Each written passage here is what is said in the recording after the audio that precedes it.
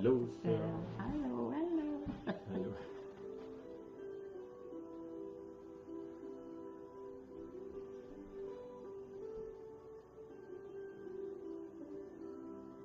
Allô, Nathalie. Nathalie. Pierre, Pierre. la France. Allô.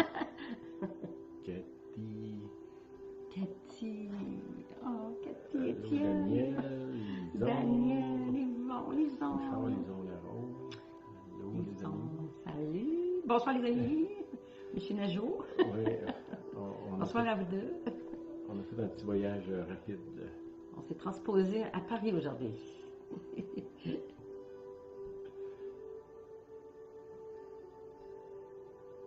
Allô, Caroline. Caroline. Oui. Dani. Linda.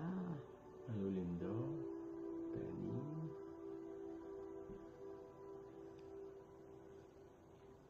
On s'améliore, on va.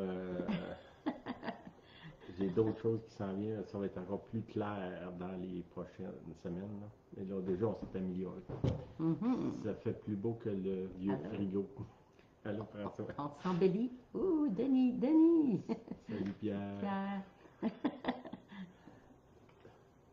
Beau décor, Lucas, on a remarqué le beau décor. On fait ça pour nos amis de la France, ils vont être contents. Ouais.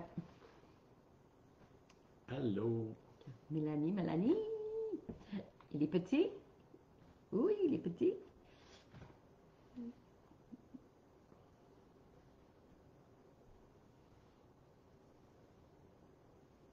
OK.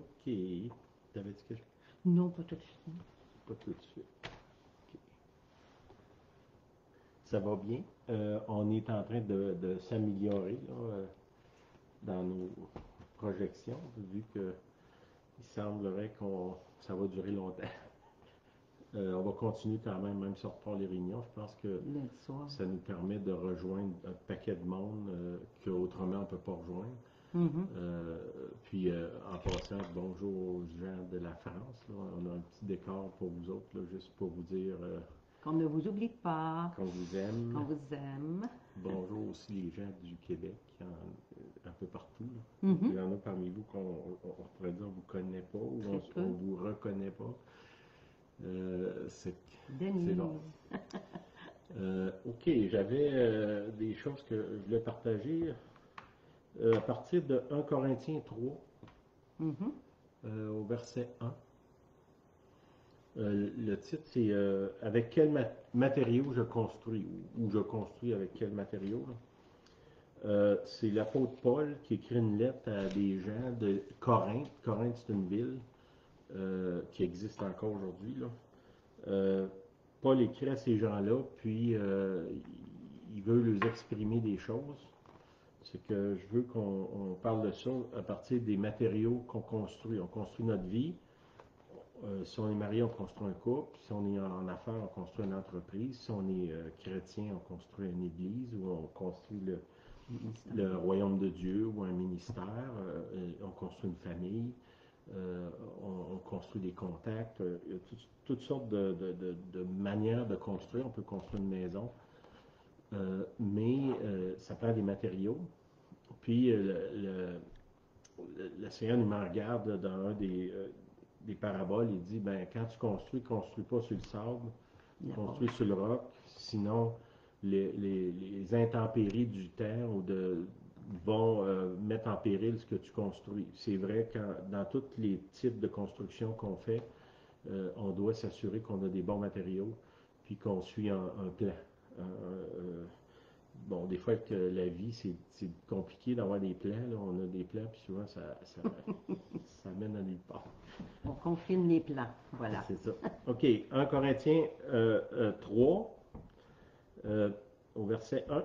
C'est Paul qui parle à des gens de l'église de Corinthe. Il dit, pour moi, frères, ce n'est pas comme à des hommes spirituels que j'ai pu vous parler, mais comme à des hommes charnels, comme à des enfants en Christ. OK, il fait une distinction. Il dit, quand je vous parle, je suis obligé de vous traiter comme des enfants parce que vous n'êtes pas mature. OK? Il n'y a rien comment je dirais, de mal de ne pas être mature. Si je parle à un enfant, je ne peux pas m'attendre qu'il va avoir un comportement d'adulte. C'est pas mal nécessairement d'être pas mature ou d'être charnel, comme il dit, là. C'est le problème, c'est que si ça fait, je suis rendu à 30 ans, puis j'ai le même comportement que j'avais quand j'avais 5 ans, 6 ans, 7 ans, ben là, il y a peut-être un problème. Fait que c'est ça qu'il dit. Il les appelle finalement à maturer. OK? Il continue au verset 2 en disant, je vous ai donné du lait, non de la nourriture solide, car vous pouviez pas la supporter. Okay? Je pense qu'on sait que si on a un jeune enfant, normalement, on ne peut pas lui donner du steak. On lui donne du lait ou de la pizza. Il n'est pas rendu là. Il n'est pas rendu à la pizza. On donne du lait pendant un certain temps, puis après ça, on commence à changer. C'est vrai dans tout ce qui est vivant. Là. Les mammifères, c'est tout comme ça. OK? Car vous ne pouviez pas la supporter et vous ne le pouvez pas même à présent parce que vous êtes encore charnel. Là, c'est un reproche qu'il leur dit, oui, c'est correct, là, j'ai eu un temps où je vous ai donné du lait, mais là, peut-être que c'est le temps de maturer, d'avoir quelque chose de plus solide. Là. OK? Au verset 4, au verset 3, excusez. En effet, puisqu'il y a parmi vous de la jalousie et des disputes, n'êtes-vous pas charnel et ne marchez-vous pas selon l'homme? OK?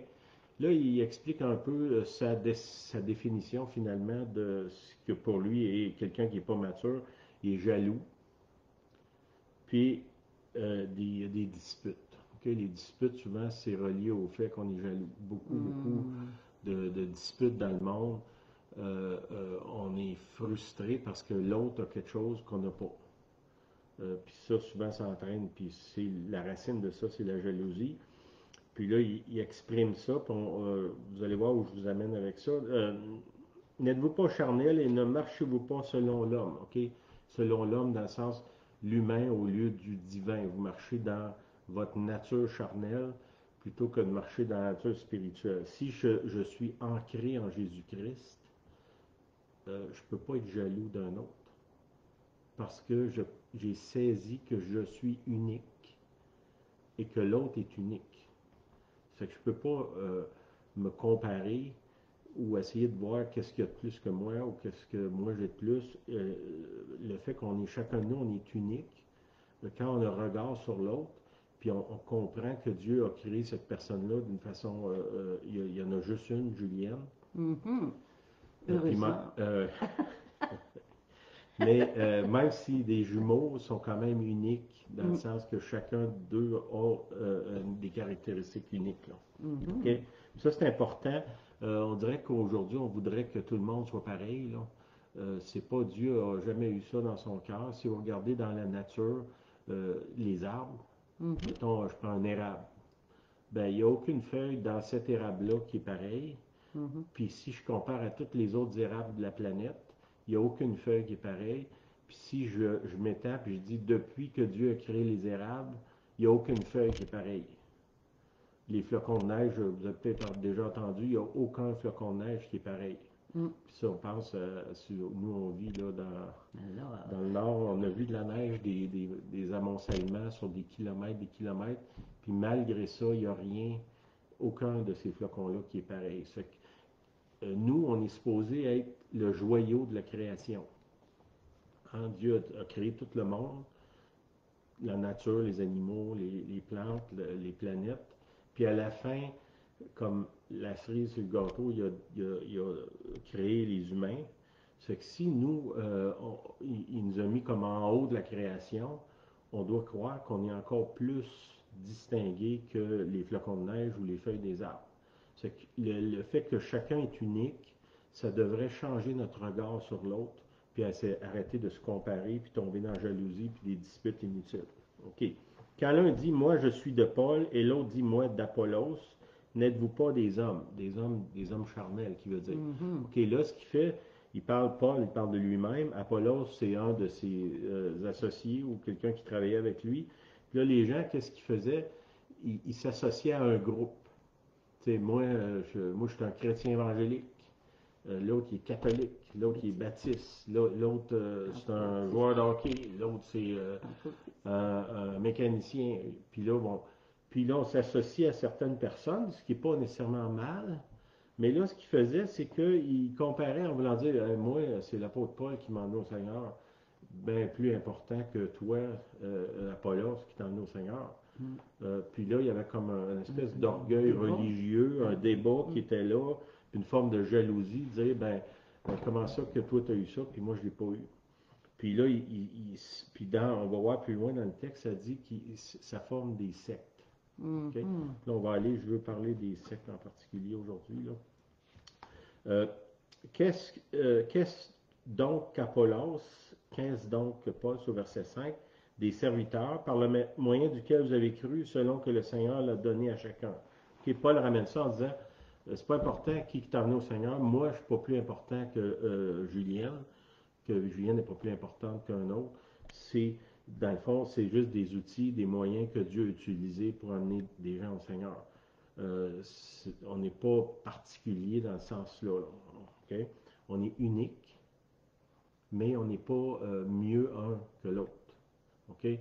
On a des distinctions. C'est sûr que, mettons, si je joue au ballon panier avec Michael Jordan, mettons qu'il y a des avantages sur moi là, en partant. Bon, mais il est unique. Puis d'un autre côté, si on fait d'autres choses, peut-être que c'est moi qui vais avoir l'avantage sur lui.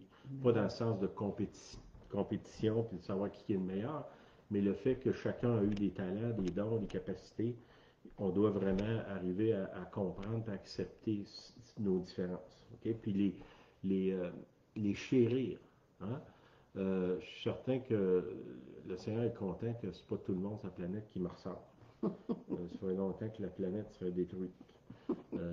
Le fait qu'on est unique, qu'il n'y a personne pareil, on se complète, puis dans le groupe ensemble, comment je dirais, transporte la volonté de Dieu, puis ce que Dieu a dans son cœur.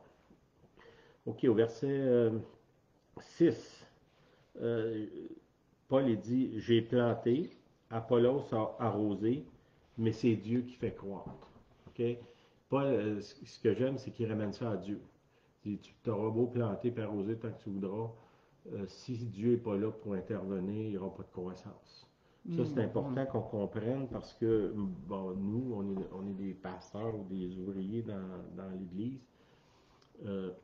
C'est des fois une frustration qu'on vit, de l'impression que, me semble, j'ai arrosé, me semble, j'ai planté, me semble, j'ai mis de l'engrais, j'ai fait des choses. Seigneur, qu'est-ce qui se passe? Puis ça, c'est une autre chose qu'il faut qu'on apprenne, c'est de dire, ben, Seigneur, si c'est pas toi qui bâtis la maison, ceux qui la bâtissent en vain. Ça, c'est un passage de l'Ancien Testament. Qu'est-ce que ça veut dire? C'est si Dieu n'est pas impliqué dans l'affaire, puis quel que soit ce que vous construisez, comme tantôt je vous disais, un mariage, une entreprise, des amitiés, un ministère, quoi que ce soit, si c'est pas Dieu qui est là, qui est, comme je dirais, 100% impliqué dans ce qu'on fait, le risque d'échec est extrêmement élevé. Puis, c'est qu'il faut l'inclure, puis de croire que c'est Dieu qui fait croître. C'est dans l'homme intérieur, dans ma marche avec Dieu, j'ai beau faire tous les efforts du monde, si c'est pas Dieu qui est impliqué dans ça, je n'avancerai pas, puis je ne vais pas avoir de croissance. Mon travail à moi, je fais plusieurs fois, je vous le dis, c'est de m'abandonner, de faire confiance que c'est lui qui fait croître. Est-ce que j'ai un rôle à jouer? Oui. Comme il dit, j'ai planté, puis l'autre a arrosé. Il y a un travail. Il y a un travail. Planter, c'est quoi de mettre de la semence? La semence, c'est quoi? La parole de Dieu, les actions, les bonnes actions, on pourrait dire. La bonne attitude, toutes ces choses-là. Mais à la fin, c'est le Seigneur qui fait la différence. Quand Dieu s'implique dans quelque chose, on voit immédiatement la différence. C'est clair. C'est merveilleux de voir quand Dieu intervient dans quelque chose. On peut prier pour quelqu'un. J'ai vu, je me souviens, ça fait plusieurs années, on était à Anaheim, en Californie. Puis les gens priaient. Il y avait un paquet de monde qui priait pour une personne. Puis j'avais envie de dire que ça ne produisait pas grand-chose. Puis il y a un frère qui est arrivé là. John Wimber en fait, puis il a mis sa main sur la personne, puis instantanément il y a eu un résultat. Pourquoi les autres peut-être qui avaient planté, arrosé, puis lui il est arrivé, puis il y avait le Seigneur, puis ça a fait la différence. Okay? Au verset 7, mais Dieu a fait croître en sorte que, attendez un petit peu, ok, c'est ça, en sorte que ce n'est pas celui qui plante, ni qui est quelque chose, ni celui qui arrose, mais Dieu qui fait croître. Okay? Paul ramène ça en disant, arrêtez de me mettre sur un piédestal, là. Gardez vos yeux sur le Seigneur.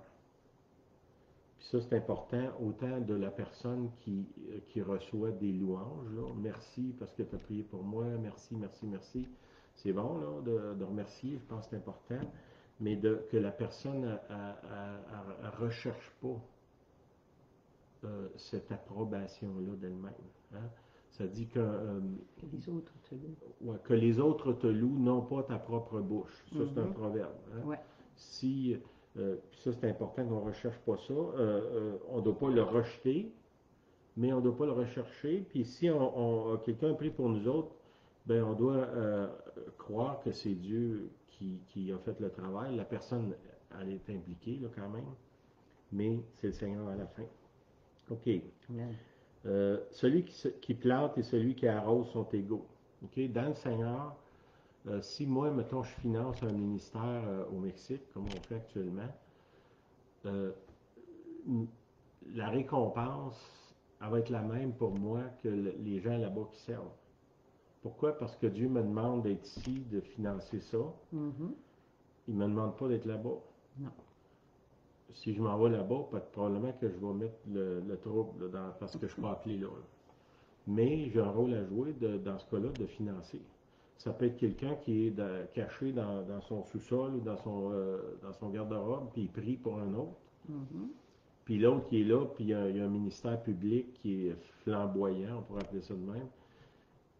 Puis l'autre qui prie pour celui qui est en avant, à la fin, va avoir la même récompense. Parce qu'il fait ce que Dieu a demandé. Ça fait que ça, celui qui plante, celui qui arrose sont égaux. La contribution de chacun à la fin, ça s'équivaut. On dit bien là, de ce que quand Dieu nous demande de faire quelque chose. Si Dieu me demande de poser un petit geste qui est plus, on pourrait dire, caché ou derrière la scène, appelons ça comme ça, ben, à la fin, je vais avoir la même récompense. Okay? Et chacun recevra sa propre récompense selon son propre travail. C'est que le Seigneur, il ne compare pas, il nous demande de faire une chose. S'il me demande une petite chose, puis je le fais, ben j'ai la même affaire que s'il demande à quelqu'un une grande chose, puis il a fait. Les deux, on a obéi, on n'a rien fait de spécial. Okay? Car nous sommes ouvriers avec Dieu, et vous êtes le champ de Dieu, l'édifice de Dieu. On arrive à la construction. Selon la grâce de Dieu, au verset 10, selon la grâce de Dieu qui m'a été donnée, j'ai posé le fondement comme un sage architecte. Ça, c'est l'apôtre Paul qui parle. Et un autre bâtit dessus. Mais que chacun prenne garde à la manière dont il bâtit. Okay? Car personne ne peut poser un autre fondement que celui qui a été posé, savoir Jésus-Christ. Et Paul il dit, la fondation de ce que je fais, c'est Jésus-Christ. Ça, c'est important. Si je construis mon ministère, est-ce que c'est fondé sur Jésus-Christ ou c'est fondé sur mon image, mes capacités ou quoi que ce soit?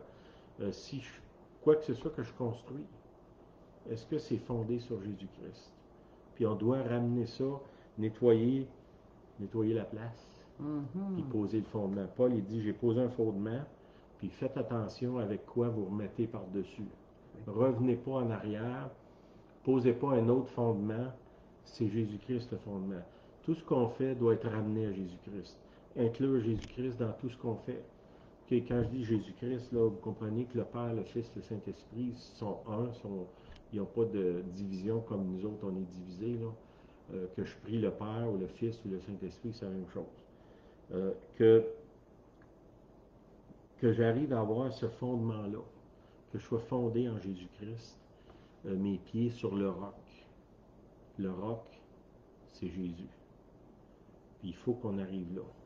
Toutes les autres choses, il y a un chant comment il s'appelle, Kevin Proche. Toutes les autres sols, c'est du sable mouvant. Hein, c'est un chant qui chante. Euh, sur Christ, le Christ, the solid rock. Le solid rock. Le rocher solide, c'est Jésus-Christ. Okay? Amen, amen. Car personne ne peut poser un autre fondement que celui qui a été posé, savoir Jésus-Christ. Je vous ai dit, moi je vous ai dit l'autre semaine qu'un des fondements du message de Jésus, c'est la repentance. On a dit que le retour, finalement, fait retour, ça c'est la semaine passée, ou 2 semaines. Le retour, c'est revenir à Dieu. Okay? On revient à Dieu, puis on se pose les pieds sur le roc, Jésus. Peut-être qu'on a toutes sortes de matériaux impurs, disons ça de même, qu'il faut nettoyer, puis descendre dans l'homme, dans la femme intérieure, puis poser un fondement à Jésus-Christ. Okay? Ça, c'est le retour. Un des fondements du message de Jésus, c'est la repentance. C'est Dieu qui dit « Revenez à moi ». Revenez à moi par Jésus-Christ, au travers du sacrifice de Jésus, par le baptême de la repentance que ça dit. C'est quoi la repentance? C'est tu reviens. Revenir. Okay? Repentez-vous, dans une des versions de la Bible, ça dit faites retour.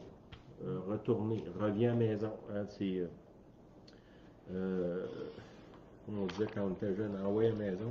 Ah oui. Mais OK, pourquoi on revient? Parce qu'on a été séparés par le péché. Puis aujourd'hui, je veux parler d'un autre fondement du message de Jésus, c'est l'inclusion. OK? C'est quoi l'inclusion? C'est Jésus, il a les bras ouverts, puis il veut recevoir. OK? Le retour, ça ne s'applique pas juste à moi. Puis ça, c'est important. Dans Matthieu 28, 19, okay, il dit « Allez, faites de toutes les nations des disciples, les baptisant au nom du Père, du Fils et du Saint-Esprit. » OK, il faut comprendre quand il dit ça, il parle à des hommes qui sont des Juifs, qui ont une culture extrêmement fermée, qui n'est pas inclusive. Tout ce qui est, à cette époque-là, tout ce qui n'était pas juif, c'était impur. Les païens, c'est tout le monde sauf nous. OK? Là, on peut lancer la pierre aux Juifs, mais souvent, c'est un peu ce que je veux adresser aujourd'hui, qu'on est un peu comme eux autres. Puis, vous savez, c'est quoi la définition d'une secte? C'est que tout le monde a tort, sauf ceux qui sont dans mon petit groupe. Je vais répéter ça, là. Tout le monde a tort, sauf ceux qui sont dans mon petit groupe. Ça, c'est la définition d'une secte. Puis on voit un peu partout là, qu'il se lève des sectes partout, là, des gens qui sont, comment je dirais, dogmatiques sur des opinions, puis des jugements, puis tout ce qui ne leur ressemble pas doit nécessairement être mauvais ou méchant. Puis nous, on est supposément chrétiens, puis notre modèle, c'est Jésus-Christ. Le fondement de notre vie, c'est Jésus-Christ. Je comprends qu'il y a un tas de déchets à tasser avant d'arriver là. Là, on est en train de creuser. Puis aujourd'hui, l'idée de l'inclusion, c'est comment est-ce que Jésus fait? Bon, premièrement, il dit à des Juifs qui sont très fermés vis-à-vis des autres nations, il dit « Allez dans toutes les nations. Va vers l'autre que tu n'aimes pas. Va vers l'étranger, va vers celui que tu as ostracisé toute ta vie, va vers lui. » OK? Ça, c'est dans Matthieu 28, 19. Dans Matthieu 9, 11, Jésus est assis, il va chez quelqu'un, puis là, il y a des gens, des publicains, c'est comme du monde ordinaire, là. Aujourd'hui, on dirait, c'est comment que... Les populistes, la population, là, tu sais, ceux qui ne sont pas instruits et intelligents comme moi, là. Il est assis avec eux, puis les gens de mauvaise vie. Puis là, le pharisien, il est frustré, il ne comprend pas, mais comment est-ce que Jésus, qui est supposément Dieu, le Messie, qui est le rabbin ultime, va s'asseoir avec des gens de mauvaise vie? Comment tu fais? comment est-ce que c'est comme inacceptable pour eux. Puis Jésus nous enseigne quelque chose à nous en disant, moi je me souviens, le Seigneur m'a déjà dit, moi, je suis l'ami des pécheurs. Toi, est-ce que tu l'es? Mhm. J'ai pas répondu immédiatement. Il a fallu que je réfléchisse. Hein? Vous savez, quand Dieu nous pose une question, il ne cherche pas une information. D'habitude, il cherche à nous troubler puis qu'on se remette en question. Se questionner. C'est ça. OK? Ça fait que le pharisien qui est l'homme religieux, mais tu sais, nous, on pense que les pharisiens, c'est pas nous autres, c'est les gens de l'autre église là-bas. Ou les juifs, ou bon, les catholiques, ou les évangéliques, ou les baptistes, ou les gens de Najo. On pense que toujours c'est l'autre là-bas. Mm. Le pharisien, il est là, ancré dans moi. Tu sais, les personnages que dans le Nouveau Testament sont tous à l'intérieur de nous. Judas, Pierre, les pharisiens, Nicodème qui se cache. Nicodème, Pilate, Pilate, les soldats romains, Pharaon, oui, le pharaon, Hérode, Hérode, la fille d'Hérode. Hérodias. Tous ces gens-là sont là dans nous autres. Tous ces personnages-là qu'on voit dans les Écritures, ils sont là à l'intérieur de nous, puis là, ça naît des places qu'il faut qu'on fasse du ménage. Il y en a qui doivent prendre plus de place, exemple Jésus. Puis les autres, peut-être Hérode, doit peut-être prendre moins de place. Hérodia, la fille de la femme d'Hérode. Bon, tous ces gens-là, à un moment donné, il faut qu'il y ait un ménage qui se fasse. Puis de penser qu'il n'y a rien de pharisien dans moi, c'est peut-être un signe qui est là pas mal. Hein? Non? OK. Dans Luc 7, 39, Jésus, il va manger chez quelqu'un, puis là, il y a une femme de mauvaise vie. Ça, c'est la définition du pharisien. Puis là, elle est au pied de Jésus, puis elle met du parfum, puis elle l'essuie avec ses cheveux. Puis là, lui, c'est quoi son jugement? Il dit, si cet homme-là serait vraiment un prophète, il saurait qui est cette femme. Puis il va l'exclure. Ben oui. En l'excluant, là. Automatiquement, il était pour l'exclure. Sauf que Jésus, c'est le prophète des prophètes. Il sait exactement qui est cette femme-là. Puis, qu'est-ce que Jésus a de différent souvent de nous autres, c'est qu'il est inclusif. Jésus n'a pas de problème d'être avec les pécheurs. Jésus, c'est pas un pécheur. Non. Mais il n'y a pas de problème d'être avec eux autres. Puis, il n'y a pas de jugement comme les gens qui l'entourent. Hein? Les gens, à un moment donné, les apôtres, ils disent à Jésus, je ne me souviens pas qu'est-ce que la personne a fait. Puis là, les disciples, ils disent, veux-tu qu'on fasse descendre le feu du ciel sur eux? Bon, ça, c'est nous, des fois. Hein? On a quelqu'un qui nous a contrariés pas mal. Puis notre espoir, c'est qu'il arrive quelque chose de mal à cette personne-là. On est prédit de mal. Ben, un peu comme les apôtres. Hein? Méchant que l'on est. Ça, c'est des fois un des personnages qui est à l'intérieur de nous autres, c'est les fils du tonnerre qu'ils appelaient, hein, qui voulaient que le feu descende. OK. Luc 7,39, là, c'est le pharisien qui dit, si cet homme était prophète, il connaîtrait qui est et de quelle espèce est cette femme qui le touche. Hein? Il connaîtrait que c'est une pécheresse. OK? Puis là, encore là, on voit que Jésus il est au courant de ce qui se passe, puis il inclut cette femme-là, puis définitivement, la femme est sauvée. OK? L'autre, c'est Judas, un des disciples de Jésus.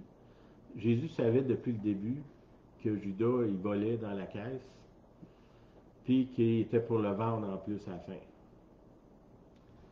Puis, dans Luc 22, au verset 15, c'est Jésus qui est là avec ses disciples, le dernier repas, la Sainte Seine. Puis qu'est-ce qu'il dit? Il dit, j'ai désiré vivement manger cette Pâque avec vous avant de souffrir. Dans le fond, Jésus, il sait que Judas va le vendre. Il sait que l'apôtre Pierre va le renier. Puis il sait que les autres vont se sauver. Puis qu'est-ce qu'il fait? Il dit, ah, j'ai tellement désiré être avec vous autres, les boys. Puis en sachant ce qu'ils vont faire dans quelques heures. Voyez-vous, Jésus, même quand il sait qu'il va être trahi, il demeure inclusif. Il les rejette pas, même il les met en garde. Il dit à Pierre, tu vas culbuter, là, mais quand tu vas te relever, tu retourneras vers les autres et tu les affermiras. Puis là, Pierre dit, non, non, non, les autres vont te renier, Seigneur, mais pas moi. Tu sais, moi, le saint homme, jamais je vais faire ça. Faites penser à moi, ça, des fois.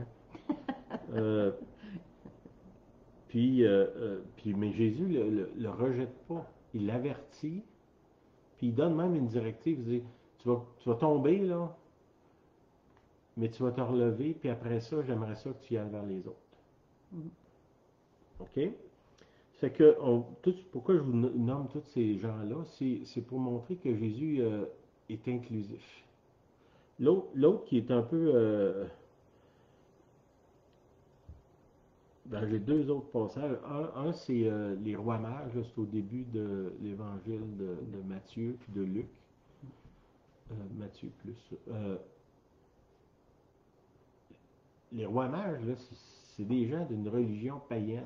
Les astronomes. Oui, des gens qui font de l'astronomie, puis de l'astrologie, excusez, ou même de l'astronomie, de l'astrologie, un mix des deux. Ouais. Puis, qu'est-ce qui se passe? C'est que Dieu les avertit dans un autre pays. Puis, à peu près les premiers hommes lettrés qui reconnaissent le Messie, c'est ces gens-là qui sont absolument pas dans la religion juive, qui attendent le Messie de pied ferme, ou qui l'attendent, qui ont un grand espoir de le voir. Puis, Dieu avertit ces gens-là qui sont des païens, puis qui, selon même les lois de l'Ancien Testament, des gens dignes d'être lapidés. Là. Ceux qui pratiquent la magie, les mages, c'est magiciens. Dans l'Ancien Testament, il y avait un arrêt de mort sur leur vie. Puis étrangement, quand le Messie, Jésus, vient au monde, c'est ces gens-là qui viennent pour le servir, puis lui donner des cadeaux pour les biens matériels. Des biens matériels qui, selon plusieurs personnes, disent ça a permis à Joseph et Marie de vivre pendant plusieurs années en Égypte quand ils se sont sauvés. OK. Là, Jésus avait déjà dit aux disciples qu'il voulait qu'ils aillent vers les nations. Mais les Juifs, eux autres, c'est compliqué d'aller vers les nations parce que depuis des générations, ils voient les autres nations comme impures. Puis Jésus arrive avec un nouveau message d'inclusion qui dit, non, ce que je vous ai appelé à faire, c'est d'être des prêtres pour toutes les nations. Pas des prêtres juste pour vous autres. Vous êtes un royaume de sacrificateurs, que ça dit dans le Nouveau Testament, mais pour aller vers les nations. Pas juste vous. Puis l'apôtre Pierre, dans Acte 10, 28, bon, l'apôtre Pierre, c'est une histoire, vous lirez le Acte 10, là, mais je vais juste faire un petit résumé. L'apôtre Pierre, il est à une place à Jopé. On est allé là dans cette maison-là. Oui, on est allé dans cette maison à Jopé. En Israël. Il est sur le toit, il est en train de prier. Puis là, il reçoit une vision des serpents, puis toutes sortes d'animaux impurs qui viennent vers lui dans une vision. Puis Dieu, il dit, tue et mange. Puis là, lui, il dit, il n'y a jamais rien d'impur qui est rentré dans ma bouche, Seigneur. Bon, ça, j'ai des doutes là-dessus, là, mais... puis comme si, moi, je suis tellement pur, Seigneur, jamais je vais me salir les mains avec des choses impures. Puis là, ça dit que la vision, elle vient 3 fois sur lui. Puis immédiatement après, il y a des gens qui cognent à la porte. Puis là, le Seigneur, il dit, va vers ces gens-là parce que c'est moi qui les envoie. Là, Pierre est troublé parce que Dieu est en train de le forcer à être inclusif. Puis là, il l'envoie chez un soldat romain. Puis je trouve Corneille. Corneille, qui s'appelle, c'est pas une corneille, un oiseau, là, c'est son nom de. Son nom, c'est Corneille. C'est ça. Ça, c'est dans Acte 10. OK. Quand Pierre arrive chez Corneille, euh, écoutez bien la première chose qu'il dit à ce monsieur-là. Il s'en va là comme il représente le Christ, qui est inclusif, Puis, qui est venu pour sauver le monde entier. Puis là, Pierre, c'est son ambassadeur de privilégié. Puis il va à reculons. il va, il Il va veut là, pas y aller. il veut pas y aller. Puis la première chose qu'il dit en rentrant à ces gens-là, au verset 28, il dit, vous savez, leur dit-il, qu'il est défendu à un juif de se lier avec un étranger ou d'entrer chez lui. C'est un bon moyen d'évangéliser. Tu cognes à la porte de quelqu'un puis tu dis, tu sais que pour moi, là, me mêler avec un impur comme toi, c'est défendu. Il me semble que ça rouvre la porte pour évangéliser. Hein? Mais Dieu m'a appris à ne regarder aucun homme comme souillé et impur. Amen. OK? Si vous avez quelque chose à souligner dans votre Bible, ça, ce passage-là. Dieu m'a appris à ne regarder aucun homme comme souillé et impur. Puis, je ne sais pas si vous êtes comme moi, là, mais c'est facile pour moi j'ai pas besoin d'aller bien loin dans mes souvenirs de combien de fois j'ai regardé des gens comme étant souillés ou impurs. Puis là, qu'est-ce qui se passe? C'est que Pierre est là, il est encore là, forcé d'être là un peu, par Dieu. Puis, le Seigneur, il joue un tour. Ces gens-là, tout d'un coup, ils sont baptisés du Saint-Esprit, puis se mettent à parler en langue devant lui. Il n'a rien fait, là. Il leur a juste dit qu'ils ne devaient pas être avec eux autres parce qu'ils sont impurs. C'est ça, c'est un bon moyen de prier pour quelqu'un qui soit baptisé du Saint-Esprit. Il n'a pas forcé la main, c'est sûr. Puis, tout d'un coup, le Saint-Esprit intervient, puis il oblige Pierre à remettre tout ce qu'il croyait en perspective, puis à repenser sa façon de voir le monde. Puis ça devrait nous interpeller, nous, parce que on voit dans tous les passages, puis il y en a plein d'autres, là, vous avez qu'à fouiller, vous allez voir, Jésus est inclusif. Jésus n'a pas peur d'être avec les gens souillés puis impurs, puis il nous recommande d'y aller, d'aller vers eux, puis de peut-être pas de prendre le modèle de Pierre, là, de dire à quelqu'un, mais Dieu m'a obligé de venir ici, mais tu sais que j'aimerais pas ça être ici parce que je pense que tu es impur. Là. Mais de changer cette attitude-là, mais d'aller vers ces gens-là. OK. Tantôt, je vous ai dit, une secte, c'est de penser que tout le monde a tort, sauf ceux qui sont dans notre petit groupe. OK? Ici, on voit dans tous ces gens-là qu'on a vus, les exemples, c'est des gens sectaires. Il y a juste nous autres qui... la franchise de la vérité au Québec, c'est nous autres qui l'avons. Il n'y a personne d'autre qui l'a parce qu'il n'y a personne d'autre qui est aussi pur et saint que nous. Ben, tu sais, des fois, on ne le dit pas comme ça, mais dans notre tête, ça ressemble à ça. Malheureusement. Puis, le Seigneur, lui, il n'est pas comme ça. Il est inclusif. OK. Dans 1 Corinthiens 13, ça, c'est quelque chose qu'on lit d'habitude, c'est quand il y a un mariage. Ah, ben, les mariages. Alors, il me semble que ça fit bien le mariage. Sauf que, quand il a écrit ça, il n'a pas écrit ça pour les mariages, là. Il a écrit ça pour la vie de tous les jours.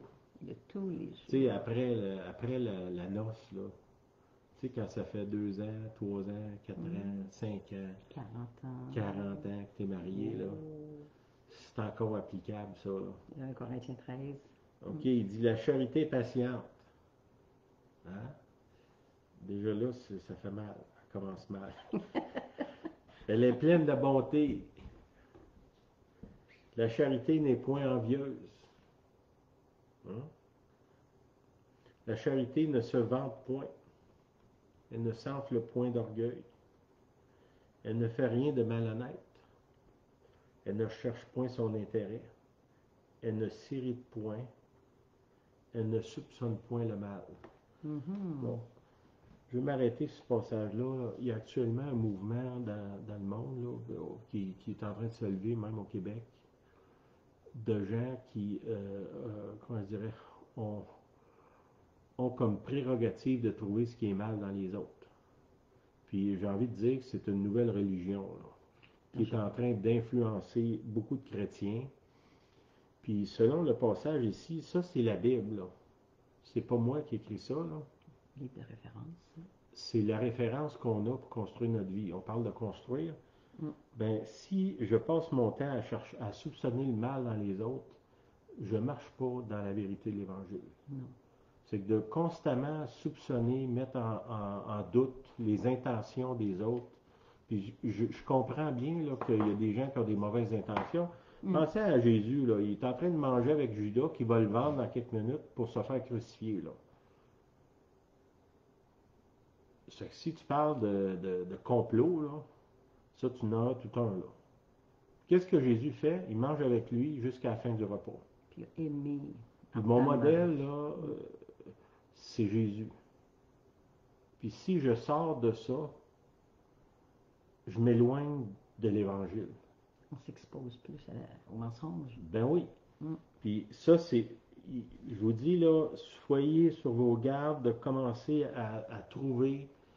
Tu sais, tu n'as pas besoin d'être un prophète pour trouver les travers des autres. Mm-hmm. Ils sont, les gens sont très ouverts là-dessus.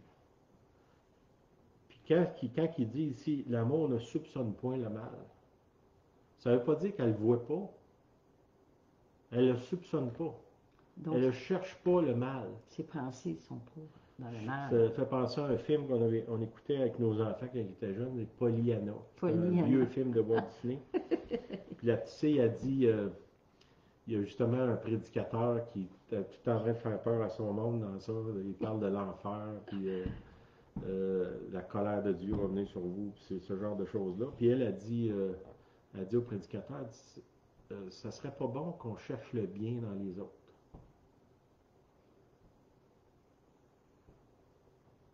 Peut-être une affaire à réfléchir. Là. Chercher le bien chez les autres. OK. Mm-hmm, c'est bon. Puis quand je vous dis ça, cette pensée-là est en train de rentrer dans l'Église. Je vois, moi, bon, j'ai beaucoup de monde là, sur mon Facebook. Là. Beaucoup de gens sont en train de se détourner de l'Évangile pour rentrer dans cette nouvelle religion-là de suspicion puis d'accusation. Mm. Puis, comme je vous dis, ça, tout le monde, moi, c'est constant, ils me donnent des munitions pour les accuser de toutes sortes d'affaires. Mm. C'est pas ça qui manque, là, que ce soit des gens haut placés dans le gouvernement ou des amis ou moi-même, ma femme, les amis, des gens dans l'Église. Tout le monde constamment me donne des munitions pour que je puisse les accuser. Mm. C'est qu'il n'y a rien de spécial dans ça. Là. Ce qui est spécial, c'est que moi, je passe par-dessus ça puis je suis capable de voir le bien dans les autres. Hein? Comment il s'appelle? Siméon. Siméon, c'est un vieux monsieur qui est dans le temple. Puis le Seigneur, il a dit, avant de mourir, tu vas voir le Messie. Mm-hmm. Puis là, Marie, la mère de Jésus, elle arrive avec son enfant le 7 jours, le 7e jour. Il y a 7 jours, le bébé. Puis elle s'en va dans le temple pour le consacrer, le présenter au Seigneur. Mm-hmm. Siméon est là, il la voit arriver, puis il est capable de voir dans un bébé le sauveur de l'humanité. Mm-hmm. Essayons donc d'avoir l'esprit de Siméon. Mm. Que même dans quelqu'un qui est pas mature. Tu sais, au début du verset, je vous ai donné dans Corinthiens, Paul il dit, vous êtes comme des enfants, vous êtes immatures. Mais est-ce que moi, je peux voir dans un enfant le sauveur de l'humanité? Est-ce que je peux voir un grand prédicateur? Est-ce que je peux voir dans un 2 de pique un père de famille extraordinaire? Est-ce que je peux voir dans une femme qui est pas capable de s'organiser une mère de famille extraordinaire? Est-ce que je peux voir quelqu'un qui a de la dyslexie, capable de réussir à l'école puis de se rendre à un niveau supérieur? On l'a vu. Est-ce que moi, je suis capable de le voir? Puis d'être capable de l'encourager, de l'amener là, au lieu d'essayer d'y casser les jambes en passant. Puis là, je vous dis, le mouvement qui est là actuellement, c'est ça, là. Dangereux. Puis ça, c'est pas en accord avec l'Évangile. Non. Puis Dieu ne nous a pas appelé à ça. Dieu nous a pris, ça dit, n'éteindra pas le lumignon qui fume. C'est quoi, tu sais, Petit brasier. une petite chandelle qui est sur le bord de s'éteindre, là. Le Seigneur dit, je ne l'éteindrai pas, moi. C'est que nous, on n'est pas appelés à écraser les gens qui ne pensent pas comme nous. Puis on n'est pas appelé non plus à chercher le mal dans les autres. C'est contraire à l'Évangile. Puis c'est pas moi là, qui écrit l'Évangile. C'est clair. J'essaye de le suivre. Ça marche pas toujours, là. Mais je sais que si je marche avec Jésus, je dois euh, accepter les enseignements de Jésus, puis accepter les enseignements des apôtres. Puis quand il parle ici de l'amour, au verset 5 dans 1 Corinthiens 13, elle ne se réjouit point de l'injustice. OK? Je comprends qu'on vit des injustices, il y a des choses dans le monde qui ne sont pas correctes, puis tout ça. Mais est-ce que ça veut dire que je dois aller, moi, crucifier le monde qui commettent des injustices? Prenez l'exemple de Jésus. Tu sais, Jésus, il dit, si je veux être sauvé, là, je peux appeler 5 légions d'anges, ils vont venir me sauver. Qu'est-ce qu'il fait? Il ne fait pas. Il ne les appelle pas, les anges. Non, Non. ils sont disponibles. Les anges, imagine, dans l'Ancien Testament, il y a une histoire. Dans une nuit, il y a un ange qui sort, puis qui va détruire une armée de 100 000. je pense que c'est 180 000 hommes. 180 000. Dans une nuit, un ange. Là, Jésus, il dit, je peux appeler une légion d'anges. Donc, imaginez-vous le ravage que ces gens-là auraient fait. Qu'est-ce qu'il fait? Il ne fait pas. Il ne le fait pas. Puis, s'il y a quelqu'un qui a été traité injustement sur la planète, tu sais, le pire traitement injuste de l'histoire de l'humanité, c'est Jésus-Christ. Jésus-Christ sur la croix. Puis, qu'est-ce qu'il fait? C'est ce que nous, on devrait faire. Son exemple. Puis là, puis comme je vous dis, c'est pas moi là, qui ai inventé ça. Lisez votre Bible, là, puis parlez-en avec le Seigneur. Seigneur, c'est-tu correct que moi, je passe mon temps à dénoncer, puis soupçonner le mal? Est-ce que c'est en accord avec ta parole? Est-ce que c'est en accord avec la façon dont toi tu marches, Seigneur? Je pense que ça ne vous prendra pas 3 ans à avoir une réponse là-dessus. Juste prenez quelques secondes là, de réflexion dans le Seigneur, puis il va vous éclairer là-dessus. Ce n'est pas mon rôle de vous éclairer, c'est son rôle. Mais je ne manquerai pas ma shot de parler là-dessus. Je vois beaucoup de chrétiens qui sont en train de déraper, puis de s'éloigner de ce que Dieu nous a demandé de faire. Comme je vous dis, Jésus est inclusif. Puis même les pires déchets de l'humanité, il les inclut. Puis quand il dit inclus, ça veut dire qu'il les aime. Il les aime. Tu sais, le monde pas aimable, Jésus, il les aime. Il veut les sauver aussi. Oui. Ben oui. Les gens difficiles, il les aime. Les gens qui veulent le trahir, les gens qui le maudissent à journée longue, il les aime. Amen.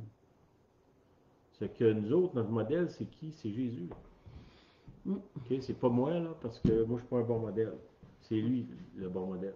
Amen. OK? Elle ne se réjouit point de l'injustice, mais elle se réjouit de la vérité. OK? Puis là, prenez pas la vérité comme, je vais, comment je dirais, je vais crier sur les toits les vérités cachées des autres. Vous savez que dans l'Ancien Testament, l'arche de Noé, vous avez entendu parler de ça, l'arche de Noé? Bon, Noé, il construit une arche, il a ses 3 fils. Puis quand il sort de l'arche, ça fait, je ne sais pas combien de jours qu'ils sont là. 40 jours, 40 nuits certainement.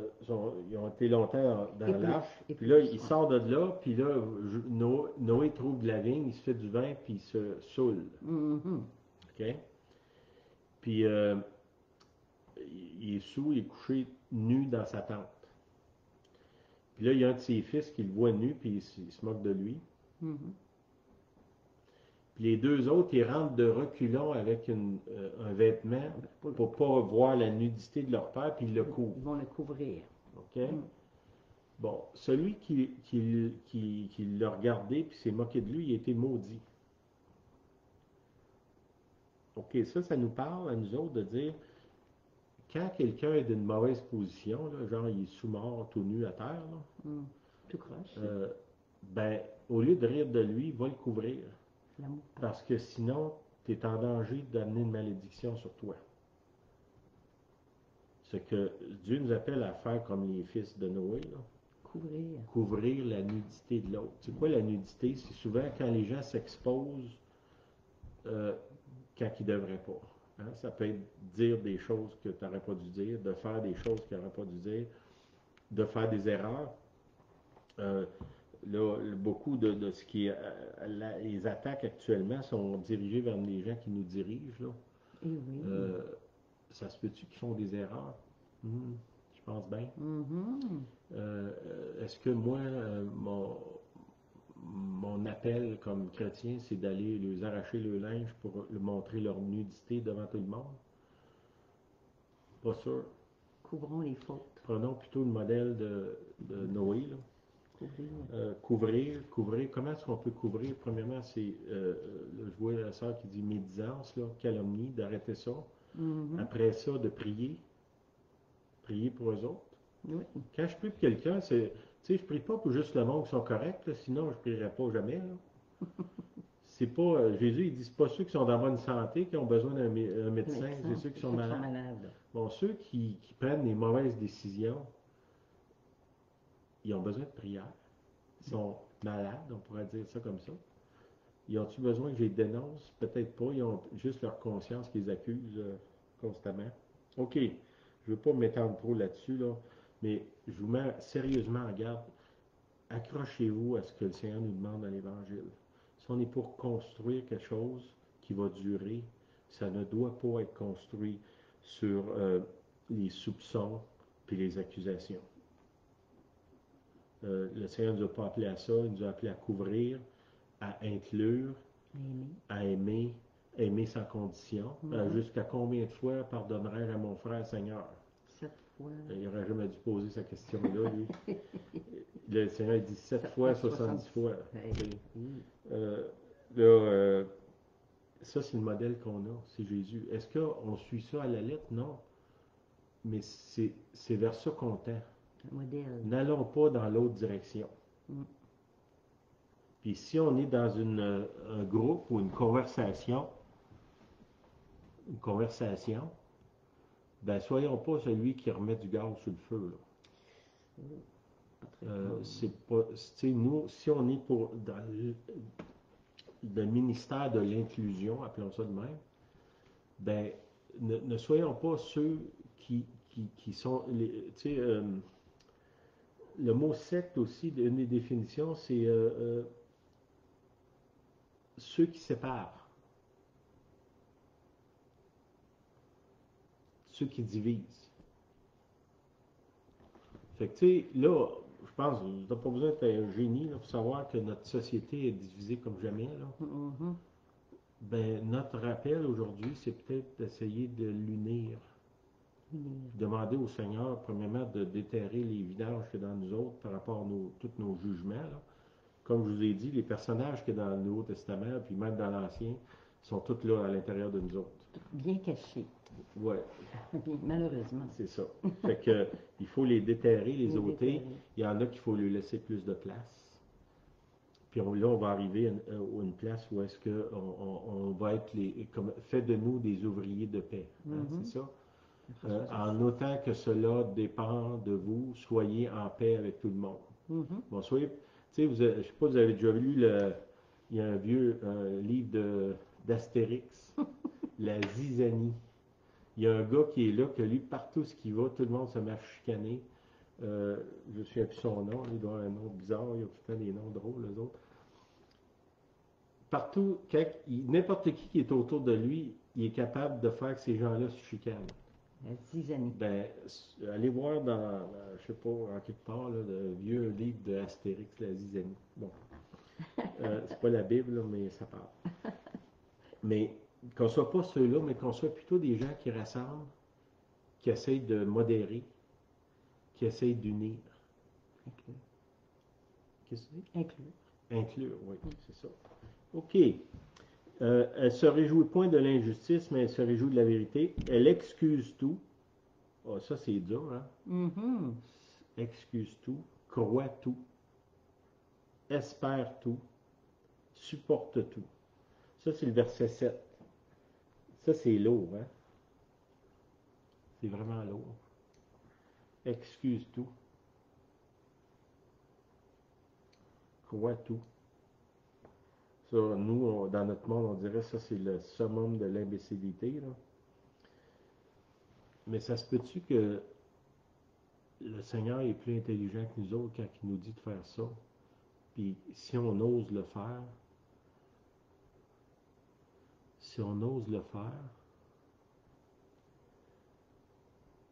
on va rentrer dans son royaume. Puis on va être capable de répandre son royaume ici sur la terre. Puis que les gens vont dire, je comprends pas, moi, que tu es capable d'excuser ce que telle personne t'a fait. Ben là, on peut peut-être être capable de l'expliquer. Ben, Dieu m'a demandé de le faire. Puis en me demandant de le faire, il savait que je me sentirais mieux après. C'est que j'avais de la misère avec ça au début, mais je l'ai essayé, puis ça marche. Après ça, crois tout. Ça, c'est dur aussi. Espère tout. Les cas désespérants, ça ne manque pas autour de nous autres, là. Le Seigneur dit, tu dois espérer. Tu dois croire qu'il n'y a aucun cas pour moi qui est sans espoir. Amen. Tu sais, puis je pense que je pourrais avoir une conversation honnête avec le Seigneur, dire, Seigneur, là, telle personne, là, j'en peux plus, je ne sais plus quoi faire, je suis désespéré, mais Seigneur, je te confie, là, je sais que toi, tu peux faire quelque chose quand moi, je ne peux pas rien faire. Puis si j'ose faire ça, ben le Seigneur va peut-être me surprendre. Il m'a surpris à plusieurs reprises dans ma vie, des gens que moi, j'avais classés comme, comment je dirais ça, un cas désespéré, là. Puis le Seigneur a viré ça de bord dans ma face. Puis il m'a surpris. Amen. Agréablement surpris. Puis il m'a donné de l'espoir pour dire, aujourd'hui, ben, je suis beaucoup plus près de croire qu'il n'y a pas de cas désespéré. Amen aussi. Je ne suis pas au niveau de Dieu, là, mais je suis mieux que j'étais il y a quelques années. OK. Ça dit, la charité ne périt jamais. Je vais finir avec ça. J'espère que j'ai réussi à vous donner quelques briques pour construire votre vie, là. Puis rappelez-vous, là, le mot inclusion, c'est important. Puis peut-être de repasser les passages là, que je vous ai donnés, réfléchir, peut-être parler avec le Seigneur, puis de peut-être déterrer des personnages à l'intérieur de vous qui ne sont pas alignés avec la pensée de Dieu. Puis vraiment, j'avais beaucoup à cœur cette semaine là, de vous avertir de faire attention de tomber dans toutes sortes d'accusations, de croire que tout le monde qui sont autour de nous autres sont en train de comploter notre mort, puis souvent les gens sont juste sous gauche. Ils essayent de faire du bien, puis se transforment en mal. Paul même, il dit ça. C'est que soyons inclusifs, soyons patients, puis bénissons les autres. Amen. Seigneur, je prie pour nous. On a désespérément besoin de toi, Seigneur. Tu vois dans quel état on est. Rempli de jugement, d'orgueil, Seigneur. Je te demande de nous libérer de ça, de nous voir, qu'on puisse se voir comme on est vraiment, puis à quel point on a désespérément besoin de toi. Seigneur, je te prie que tu nous donnes ta grâce, la grâce de 1 Corinthiens 13, que ces choses-là qui nous semblent inatteignables, puis même presque une folie, qu'on puisse les embrasser, puis voir ta gloire au travers de ces choses-là. Dans le nom puissant de Jésus, je prie. Amen. Quand on parlait de l'amour de Dieu, l'amour de Jésus, il y a un paradoxe là-dedans. Moi, c'est ça que je voyais, que en Jésus-Christ, quand on est chrétien, qu'on commence à le connaître, à marcher avec lui, on doit avoir un amour exclusif envers lui. Tu aimeras le Seigneur ton Dieu de tout ton cœur. Donc, la première chose, c'est aimer Dieu. Ça, c'est très, très exclusif, uniquement Dieu. Par contre, en même temps, il faut avoir l'inclusion des autres. Puis quand Jésus-Christ, vous avez les deux, l'exclusif et l'inclusif. Tu inclus tout le monde de la terre parce qu'il est venu sauver notre monde. Par contre, il veut qu'on ait un amour exclusif pour lui, d'une façon particulière, personnelle. C'est un paradoxe qu'on doit vivre. Puis c'est bon de le comprendre, ce que c'est va apporter. J'avais une autre chose, quand on dit qu'il excuse tout, j'avais une question, moi. Comment excuser ce qui est inexcusable dans un monde où l'on vit? Par contre, je voyais que si on s'en remet à Dieu, qu'on excuse l'inexcusable, donc on laisse l'Esprit Saint vraiment travailler dans la situation. C'est comme si on s'abandonne, au lieu de dire, oh non, moi c'est impossible, c'est inexcusable, donc je ferme la porte. Mais si je dis, Seigneur, moi c'est impossible, parce que c'est le Dieu de l'impossible, on le dit, c'est impossible, mais avec ton aide, j'excuse ce qui est inexcusable. Alors Dieu va commencer à travailler la situation, puis moi je vais rester en paix, premièrement. Puis ce qui est inexcusable va être peut-être encore inexcusable, mais moi, je vais garder la paix. Puis je vais être capable de marcher dans un monde où il y a aussi un monde corrompu, déchu, puis continuer d'aimer. Parce qu'avec Dieu de l'impossible, je suis capable d'excuser ce qui est inexcusable. Amen. C'est important, ça. Fait que moi, je vous laisse avec ça. Amen. Amen. Merci, soyez bénis, bonne semaine. Toujours hâte de vous Il y a voir. beaucoup de travail pour chacun de nous autres. Beaucoup. Mais le Seigneur est là, il va nous accompagner. Amen. Bonne semaine, soyez bénis. Bye bye. T'as vu le paradis?